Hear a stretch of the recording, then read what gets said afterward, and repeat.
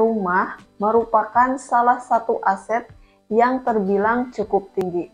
Itulah yang menjadi penyebab utamanya kenapa orang-orang selalu mempertimbangkan ketika akan memutuskan untuk membeli rumah. Seperti lokasi, hal ini karena ketika lokasinya cukup strategis sekali, harga rumah akan dibanderol sangat tinggi. Karena misalnya lokasinya cukup strategis, dekat kepada pusat pendidikan, perkantoran, pusat perbelanjaan, di perkotaan, maka nilainya pun akan sangat tinggi.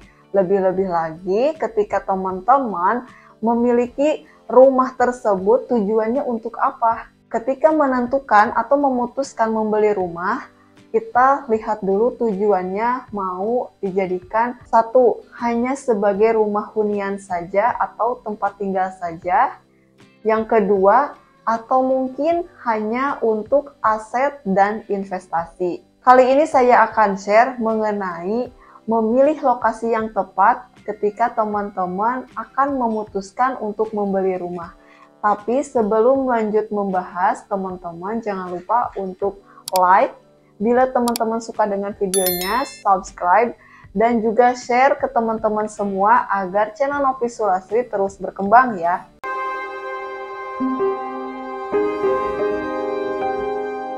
Selain sebagai aset, tentunya rumah juga akan dijadikan sebagai tempat tinggal.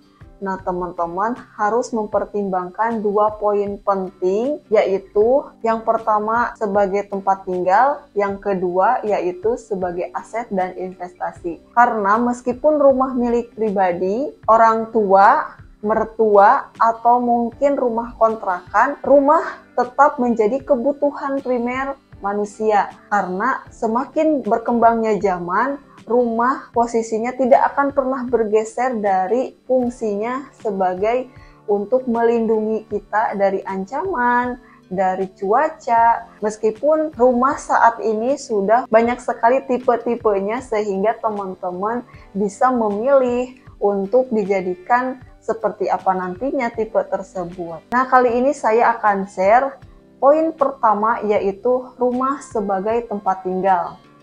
Teman-teman tidak jarang ketika akan memutuskan untuk membeli rumah, teman-teman berpikir kalau lokasinya ini ingin dekat dengan orang tua, atau ada juga yang ingin berjarak atau ada jarak dengan orang tua. Nah, ini bisa menjadi pilihan teman-teman.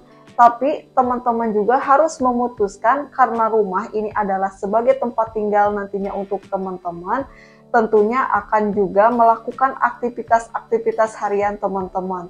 Ketika teman-teman memilih ingin dekat dengan orang tua, teman-teman juga harus pikirkan aktivitas harian teman-teman.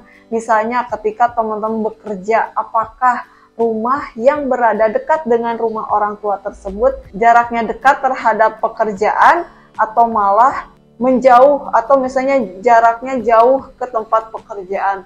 Tentunya ketika lama-kelamaan ini akan menjadikan dampak lelah kepada teman-teman sendiri. Ketika teman-teman memutuskan untuk dekat kepada orang tua atau misalnya ingin jauh dengan orang tua, selain dari tadi ketika ada aktivitas harian, teman-teman juga harus memikirkan apakah lokasi rumah yang akan teman-teman beli tersebut dekat dengan fasilitas-fasilitas lainnya seperti fasilitas kesehatan, fasilitas perbelanjaan, sarana ibadah, sarana pendidikan. Nah, teman-teman harus memikirkan hal tersebut. Jangan sampai malah lokasi yang teman-teman pilih jauh dari fasilitas tersebut. Dan poin yang kedua yaitu rumah sebagai aset dan investasi. Ketika nantinya teman-teman memilih rumah tersebut menjadi aset atau investasi, teman-teman harus sangat benar-benar sekali dalam menentukan lokasi. Karena lokasi yang strategis akan menaikkan harga jual nantinya. Dan teman-teman harus memikirkan ketika lokasi tersebut nantinya berkembang atau tidak. Nah, misalnya lokasinya tersebut nantinya akan dibangun area kampus atau misalnya area mall. Tentunya teman-teman membeli suatu lahan atau rumah dekat dengan area tersebut, nantinya harganya pun akan sangat tinggi.